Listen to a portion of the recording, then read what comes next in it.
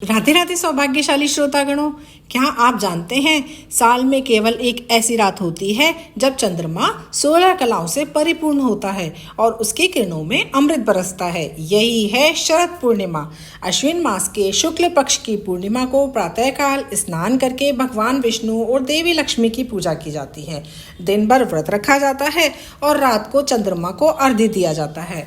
खीर बनाकर चंद्रमा की किरणों में रात भर रखी जाती है और प्रातःकाल इसे प्रसाद स्वरूप में ग्रहण किया जाता है।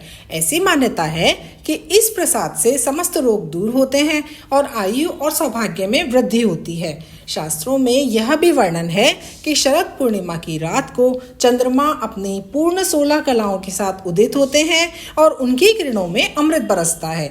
इस दिन व्रत करने से, चंद्रमा की आराधना करने से धन, ऐश्वर्य और सौभाग्य की प्राप्ति होती है। माँ लक्ष्मी इस रात पृथ्वी पर विचरण करती हैं और अपने भक्तों को आशीर्वाद देती हैं। एक समय श्री कृष्ण ने रासलीला रचाई। शरद पूर्णिमा की रात को ब्रज की गोपियों ने श्री कृष्ण के साथ दिव्य रास किया। कहा जाता है कि उस रात चंद्रमा की अमृतमय किरणों ने सभी को आनंद, भक्ति और मोक्ष का अनुभव कराया। इसलिए शरद पूर्णिमा की रात को भक्ति, सौंदर्य और अमृत का संगम माना जाता है। शरद पूर्णिमा का व्रत अश्विन मास की पूर्णिमा को रखा जाता है। इस दिन स्नान दान करना अत्यंत शुभ माना जाता है। मान्यता है कि शरद पूर्णिमा का व्रत करने से जीवन में खुशहाली, सुख संपदा का आगमन होता है। शरद पूर्णिमा के दिन चंद्रदेव की पूजा करने का विधान तो है ही।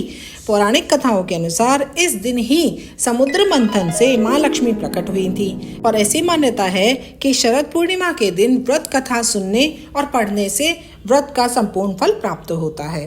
तो श्रोतागणों, भक्ति नंदिता चैनल में आपका स्वागत है। तो आइए भक्ति नंदिता चैनल पर हम इस अमृतमय कथा का अमृत पान करते हैं। प्राचीन समय की बात है, एक व्यापारी के 2 बेटियां थीं। दोनों धार्मिक स्वभाव की थी। दोनों बेटियां धर्म कर्म में विशेष रुचि रखती थीं। प्रतिदिन भगवान विष्णु की पूजा करती थीं। एक साथ पूर्णिमा का व्रत भी रखती थीं। भगवान विष्णु की कृपा से दोनों की शादी एक अच्छे परिवार में हुई। शादी के बाद दोनों ने पूर्णिमा का व्रत रखा, लेकिन छोटी बेटी पूर्णिमा का पूरा व्रत नहीं रख पाती थी। इसके लिए शाम को भोजन कर लेती थी। इसके कारण व्रत के पुण्य का फल उसे प्राप्त नहीं होता था। वहीं बड़ी बेटी व्रत को पूरे श्रद्धा भाव से करती थी और उसे व्रत के पुण्य प्रताप से पुत्र रत्न की प्राप्ति हुई। इसके बाद लगातार पूर्णिमा का व्रत करने से छोटी बेटी को भी संतान की प्राप्ति हुई। हालांकि छोटी बेटी की संतान को दीर्घायु प्राप्त नहीं होती थी। फिर एक दिन जब छोटी बेटी अपने संतान के शोक में बैठी हुई थी, उसी समय उसकी बड़ी बहन वहां आ गई। उस समय वह पुत्र को खोने का संताप कर रही थी। उसी समय बड़ी बहन के वस्त्र छू जाने से उसका पुत्र पुनर्जीवित हो गया। यह देखकर छोटी बहन बहुत प्रसन्न हुई और खुशी के कारण रोने लगी। तभी बड़ी बहन ने पूर्णिमा व्रत की महिमा बताई। उस समय छोटी बहन ने पूर्णिमा व्रत को विधि विधान के साथ किया और अन्य लोगों को भी उस व्रत को करने की सलाह दी।